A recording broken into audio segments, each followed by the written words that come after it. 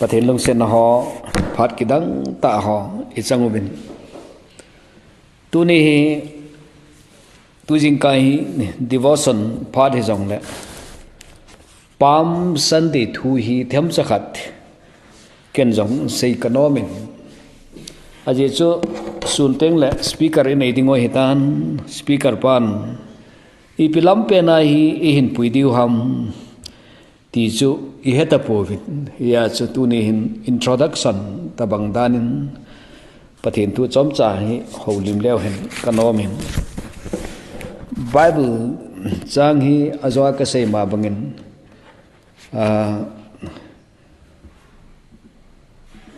มุนทุมใต้นเอามินมุนทุมมุนเลียเอามินตัวนี้ปามสันเดจุนจางฮีตัวเนี้ยไบเบิลจางอีกสิ่งที่ว่าก็ได้จ้ะเมทิวบุ้งสมนี่ละบุ้งขัดนะจางกูนะฮีกะสิมุฮิตินกะลุงกิลตามาร์กและขบุจิฮีก็สิมโนไม่เห็นที่จงและเมทิวาหินสิมุฮิตินมาร์กและขจินดังปังฮีจอมจางรองเฮาดิมท่าแล้วเห็นกะตีเองสิมปันเต่าหิเตเมทิวบุงสมนี่แหละบุงขัดนะจางกูโตจางสมละขัดอิสิมเทวมเดียวหิเตจุเลมีปีมาสังลามาจีจังเสเลอนุงจุยจังเสจุนฮอสนาดาวิดจะปาปะกายมินาหูปาจูอนุนโนเมจุงนุงเปนาฮอสนาอติวินอาสัมุนเอฮีอิจันจุสิมเจงวยเตปะเทนินะทูอิสิมดอฮออิบอนสเกยวาดิกินอัฐาเบนพัทเทนินพัทเทบุปีตาวเห็นมาร์กเลขจีจุนที่เป็นอะไรเลยมาร์กเห็นอบอนินอาจีนสายอันสุนทวินกะเห็นลายเห็น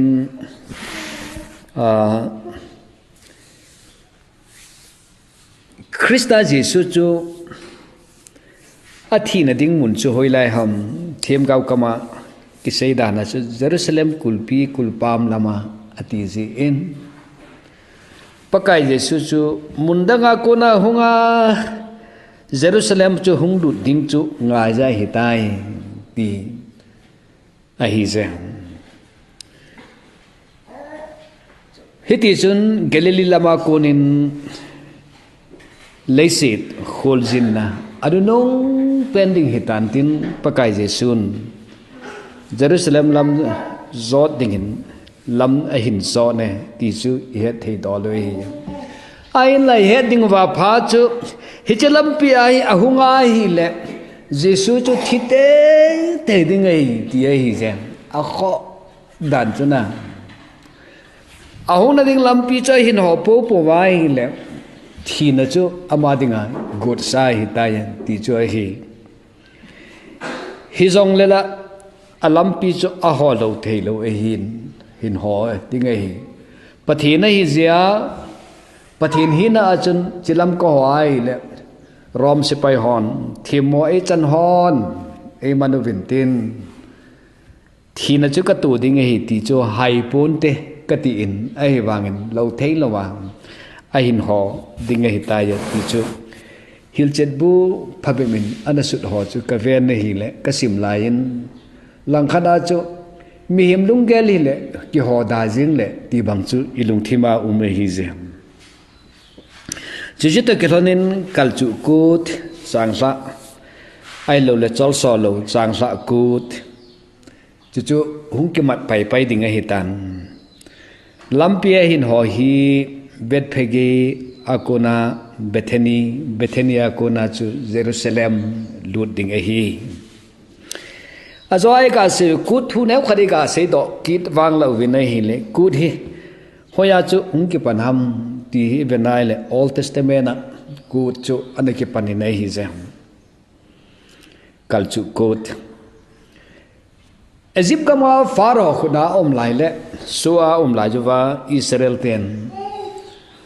ประเทศนี้มอสิกอมังก็มีแต่หอ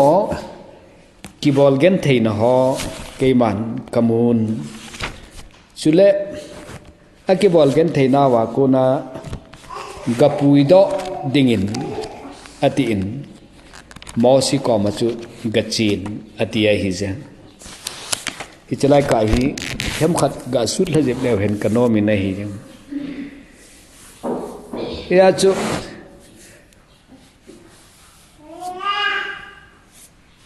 Kaiman Egypt gama kamite kibol gen theina kiche ta en kamutan chule achungwa to vai poten abol gen theji uwa akaginu kazai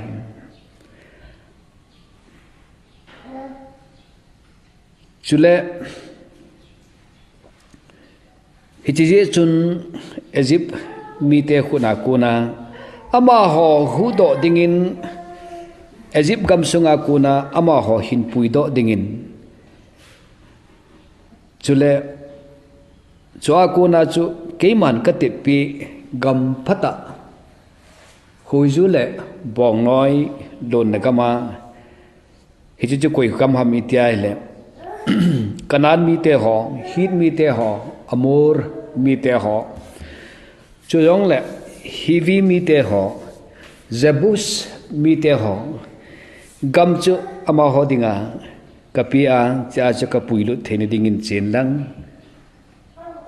hichidinga chu ke ma hungkum tha ka hin chin ama ho koma faro koma na solinge tiang pakajin mosi koma ana sei thu chu nagel do ding kata san nei izat vei ana boi pia apot do na dingo ahong do na dingo ana boi pi jing la za jong ha sata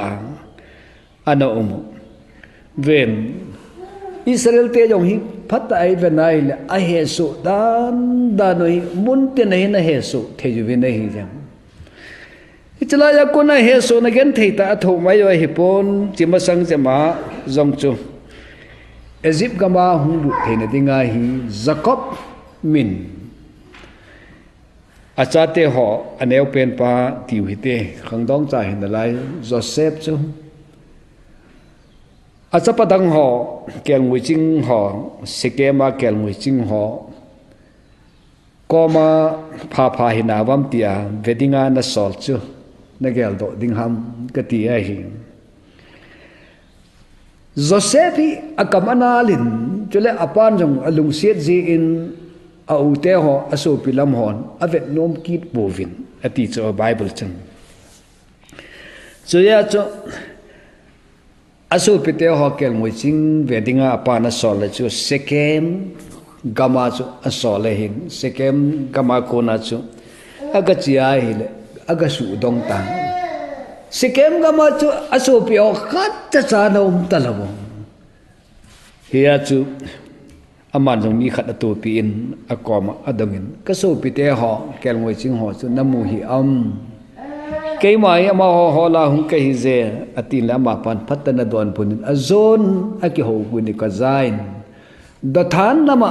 chi sukin hi te tin akel ngui ho do than lama a hoi ju ka he ati chu hi chan chu ga chi ki de nang ham ke ham hi len o hi chan chan chu ki chi ta lo mai the hi sekem ka ma nei so le hin câu te ho sekem kama kaga muta loje in kong kile tai he pa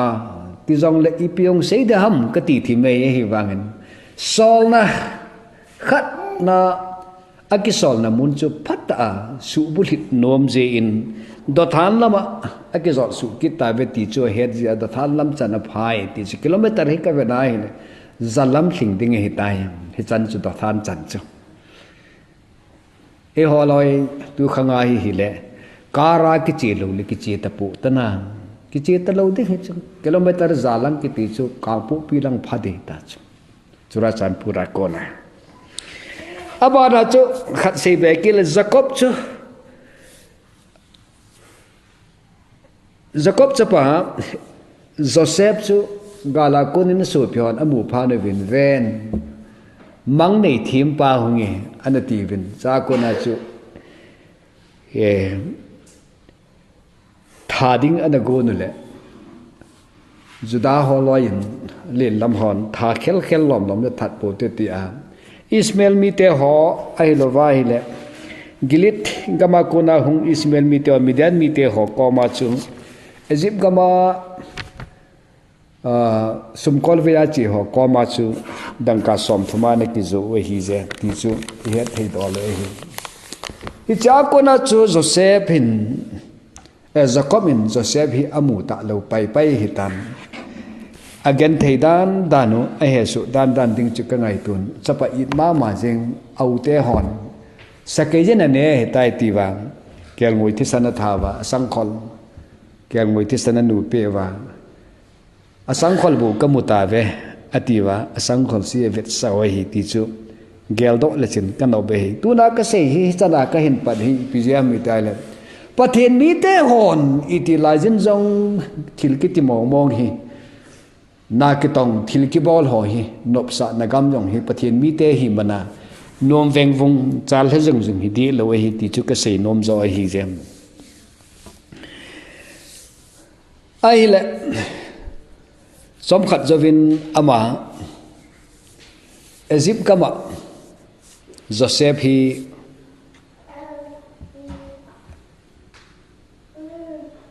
Prime Minister reng hinte tivin leng bai pu khadin na pang tain chua chuna su pite ho jong ahung bin pu su ya hung ho aki phung do in kapa dam na lai jam atin abon cheke jovin leng in pia akap mu ve ti chu ikel do dingu ka de ye hi chu jovin Jacob aga pui hlavin Josemin Egypt kama gamphalai ta khat atin hilai mun achun akichol do sa in a hi je hilai chun ganwa hodingin gosen gam atiu chu hampa jong hoi hin chule adang dangai hi ganwa te a hi je wa chu ningling senaum theni dingo a hi je ati a hi abanin achapateni Ephraim le Manasseh hi phathei abu sa kinin Joseph hi achai ne ke ya thidinga hi tan aman asai chi phami tiale keiwang thina ka thina ding anai lam tan a hi wangin pathianin nang ho na hung vilte te jumin tin hi chegama ko na him Abraham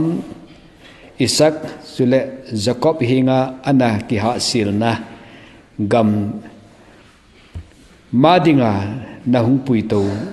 diwe hi anati a hi Genesis bung som nga chang som ni le li chu vele chun chu ding a hi je cham lan na ki ti mi he me na de su ke jin pha sa su ke jin chule mi hem dinga jong nom a hi je ti chu imu vi ne hi Rom sipai hon pakai Jesu khang la ya tiu hite hi chi tom lai dunga chu Israel mi te ho jong he so ta na bol na ho apo zo lo naw mun ana tamin hi hi je chun iti phating le ehu hing ding pau ahung te o tia nga naw azwa se cha Joseph ke bang thiding ka hitan hi jong le pathin na ho na hung vi vintin ipute ho Abraham Isaac Jacob koma anakitep nagama chu na hung pui to te te dingoi hi ati chu ami te ho asa na hi jem hi cho zo se chunga chu Joseph athia ko na chu he su na lin ta hin tu pat ta chu hiya chu Israel te ho jong hi evena hi le a he su theidan da do hi e ho tu khlai khanga Christian te he su hi imacha hi be lo hi se aje chu agam hi atam zo hi democracy gamai umi hi je win izaram khat akibol ji jong le su ta nga min abol pai pai lo na phat jong anu ji hi je tu ne ai sei no mu chu lut ta hitin sangan no thu chu sei le hen ka ti ai sangan no sangan no hi ipi hi za chu ti lom loma I khat ham ya chu hilai ga sim dingui hi ji chun mak hi azon ka ga sejin ka sim no me ka ti na chu them cha khat ga velew hin ka ti a hi jem Jerusalem khu koma olive mall Bethphage sule Bethany agejun asejui tela mi solin aza thona namasang lon ko zon thanin khosunga khun lut than in lang asunga na lut than le sangan no ki hen koima to kha lo na hel namu pai thon ding a hi hi chu su thanin lang hin kai thanin chule mi khat to vin ibola na su than ham tia adonga aumne pakajin manano manaje azole hin tha wa kit paitan te ti thonin ati amani achi thonin ahile khupi sunglam lin inpo a kot phunga sangan no ki hen khat amul thanin hichu asul thanin ahi chukoma dingho kim khanin ibola sangan no chu na sul than ham ati chuin amanin Jesun ahil na bang sonin ama hoza asai thanin ahile ahin tha ta ve pathin na thu sim na phathei bu pe un ten laya sangan no thu se jivin sangan hi kidang ta sangan nei tunya sangan thu hi sangan hi itabang ham ti zong them khat vet komin Sabten America ten called COLT called atibin chichu sangan kitipo po anu chu anu hi jong le achal hi jong le seina na manguvin hi je abanin call akiti phating le sangan chu anu ha achal ha hi jong le anu tina na man jengoi hin ahin la anu mong chu sei na hi kit phating le fili FILLY fili tin anamang kin vi nei hi chu Jerusalem hung lut ding kon wa mitam ta en Bethany khu hidinga anata san naw hi je ji sangan no na hi sangani tabang ham ti velew hen gan cha holo sel ai sangan kiti hi who hell penta who hell antimable ati chen sabten la ngui thei hi lo sang sahola la ngui thei hi lo khada hi je ati chu hichi sangan chu alo chal dan chu I chana lo chal ham itiai le mi hi je a chu ai lo vai hi le nam thu a vo ngoi de thei jong hi lo ai lo vai le pui le thei jong hi be se lo sangan hi kidang ta ai hi wangin thilpu hanin thilhe po khop set ti tau te po khop set apu a jong sat nom nai lo ai po lel set apu phating le sat ham sangan ai hi jam hi ja chu tu nai sei no mu chu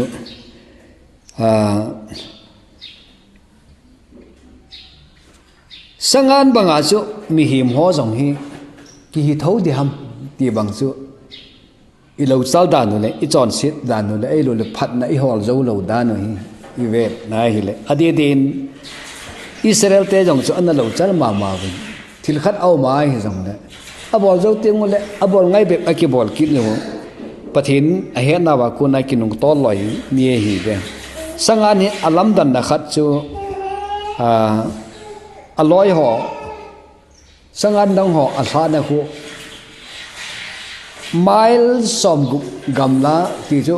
phai khel ti na hi chu hi cha a hu sau ku aman aza pha hi le kilomin mi ching mi them hon ana se ji ne hi hi chan ge ya chu ama ho hin na sata chi na khat ani jo hi ti hi jem sa chu tunin ichi pi gut dan chu azon ka seitan Josemin amite ho ko ba chi pian se yam tia hi le ke wang ka thi ba ding hi tan ai wangin pathin na ho ko ma na ho no hu viluvin tin Abraham Isaac chule Jacob ko ba anake ha sil na gam ma chu na hu pui ru te te ding we hi ati pa chu Jacob in akine pi bang banga chu chi chi khang ringa jong chu mi tam ta in anakine piu a hi je Zechariah khang lai je nga jong vo Zion chanu ki pa thanomin Jerusalem a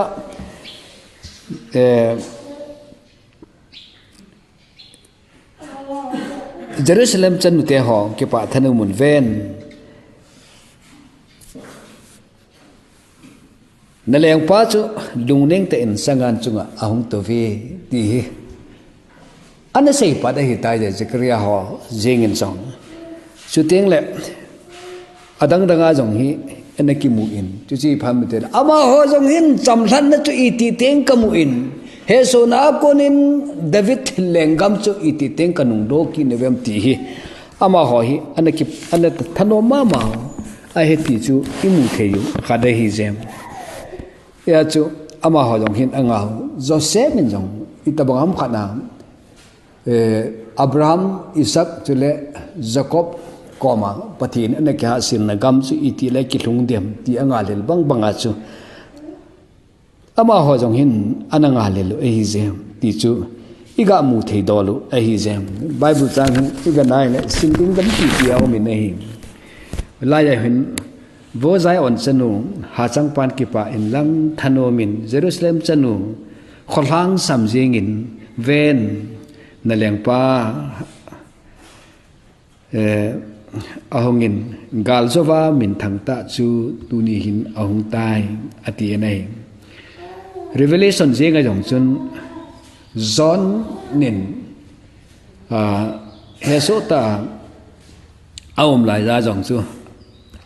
ana New Testament lam jenga jong chu hichilai ana kot kina ana sei chi phami tele suin keiman van kot ki hona van kot da ki hona chule akamu in ati zo he ban ko ai ki hon kamu in vevin sakol kang khat ahungin achunga topa chu amin ta san le di ta akiti nahi ama chu chon di ta thutan vai homa chu chule galsat pa chu ahi anati ahi ibenale mi ho hin chamthat nahi adei ma ma we hi se chu ja chu azwa ka sei bang bangin makin ana sut chu ipyam itia hi le hosana thu ana sut chu hosana ti chu ipyam itia le hu hingin ti ai hi se ya chu ahung phana chu ana do chu ipyam itia le pakai iti phating le na lengam chen tun do ki ding ham ti ai hi se ven ama hon anagin chadan ta ba chu tunia hung pa hi e ho zo si hu hing dinga hung pai hi lovin hi chi phala ya rom sarkar hoi han lang tu teng le tho ma na ba ko na pui do thei dinga chu iti dong le hung ding hi je ti chu anaki gin now chu chu John Grips kitipain Mark commentary chu anasit da chu iphamite le save us nehu hingun hosana atia hiam chu teng jong le hisadan se chu le hilovin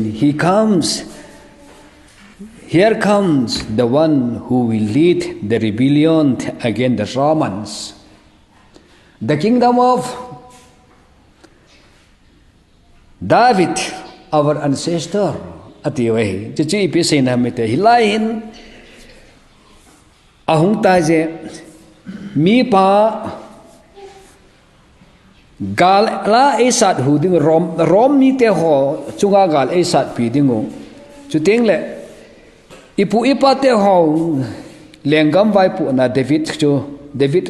lengam chu nung lo ki theina dinga epui pau chu ei pui ding pau le gala ei sat hu ding pau gal ma tong ding pa chu tu ni na hung tai ya hi ana sap hi lo hi ati cho om ya cho zo ka se chu me thing ka sim wang ka lung thim ta chun mark le khabuji hi ga velew hen ka ti lon ha chu chilai he o pa kai nei hu ngin ka hung ta ve nei lo hin sa te te zuvin pakai mina hung pa chu anun no me ti chu hoya kin ta mi ta la bible le ho hi ka ve na le david le pa jong ti hi apal la ya chu ana su ki tho chu sam ja la som de ge na ana su ki de chu hi chan ge ya chu ai wa nga chu na su pi te ho phar khat chu hung lung ding hi je e hon lungmon na di ta ki pa na di ta imu na ding hi hi chile si hi be se lo ai hi ti ka sei no me na hi yam e o se po ve vai hom na yan lang ai lo wale that dam na free lung mong ta na hi de hi ho se hi po ve azon ka sei ta ni zo se men jong ana ngai cha ta chu lang aban bana chin ngai cha so kai jo hi chi phat lang lai yenga jong roman ho to ki do thei ding khoma ama ho koma phula na ding hi jong le ana ngai tu ho jong chu ana da pu vin chu ting le zohanin jong tui kul gama island gama jong chu ama jong thu ha sa na thu ho ina sei ta vin tunin jong veleu hen koi ma cha hen nom sa se ki de lo hi je hi jong le su pite ho pakai je sun ei lam kai ni dingol le hi chi phat atep na gam chi hoi lai mun chi hi de o ti chu tu ni hin chom chan ga sei hlau hi tin ting chu le tu sei nga de hi ni dang la ja gam khat ho anaki sa tu wa leng khat anaki sa tu ting ul o so pite ho mi hi min atu ai lo wa hi le galsa na man pen ta chi phami ta le sakol anahin ati cha hi chi sakol chu asan hi han lang abom hi jong de anaha ki man te hi ati ai wa nga tunia hi nei hu hinguvin iti teng le pakai nagam chu iti teng le ki panding ham tia ado jing la ju wang pakai je su hi chi phat dinga chu hunga hi pu ye ti chu pakai je su na sei nai hi je ye chun ipizene metela sakol kang chunga hung to david leng pan ngana suna johanin jongana sur chui muai le sakol kang kiti hi galsan na manding sakol hi lo hi je atia hi tunin supite ho napakai ipakai zu wang chamna galbol le ngai damna vaibol dinga lungneng ta sakol kang chunga hung to hi ti chu tunai sei do no moi hi ja sakol kang katin sangana hung to hi jene metela anamuhon gala kona anamuhon zekaria holo hi hanlang chuting le david leng pa holo hi jong le jerusalem chanu betemin na leng pau chu sakol kang chunga hung to ve ti ho chu ivenai le ama hon ikine pi ho hi tu tuai thil ho hi hung su zat de gam ti ika kine jila jwa hi zilo ama wang lungsen na khat ven keiman revelation ha chu ven keiman sakol keiman van kwat ki hon kamu in sakol kang khat chunga towa chu amin ta san ta di ta ahin akitin ama chu son di ta thutan vai homa galsa de hi ati chu revelation bu som le bu ko sa som le sang khana ki sun chu imu thei sun we hi je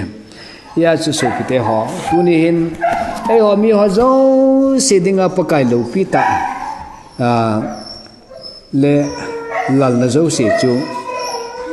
vana dal lo sa hin da sa sakol chunga hung to ding chu le nu nem ta hung pa hi tu na inga pau hi ipi ham itia hi le tu ape na hi lo ding khonunga christian te ho pathen sa te hon ham phat na tam ta ilo na ding mu chu hi ding hi je ti chu isei no mo hi ai wangin má kín chỉ phá lại là sự chỉ xếp hosana thì chú nei hu hingin hosana tia asamu hi dunia hi chỉ chết na chú hilai mu na chú David lengam chu hilai hi ke tung do jeng lo ding hi ti chu imu thei do lo hi ama wang Christian sa te ho pathin mi te ho hin inga hat jemu anga je ti chu dunia hi chom chakhana isei no mo hi jam je chun pakai lengama dinga pe inga hat jing ding we hi je na mi ti a hi le tu ni hi pathin gam chu hilai mun hi chi le si hi jeng lo ding hi je hi zong le mi te hon anakinet pi ma wang chu ape ta chu sangan chunga hung to chu avet nova ama hon tunia hi galsa dinga hung hitam e ga galsa na e lam kai dinga hung hitam ti hi ama ho kelta na hin hilai jo hi lo ding hi je tun sot hin kim lo e pe wa ita sanna wa ko na tun sot hin kim lo i chan thei pau hi tu ni hin i ma zo se sanga lupe ne ti hi tu ni hin som cha sei do hin tin pathe ne thwing sei do ho ibon chike wa dingin phathe bu pe taw hen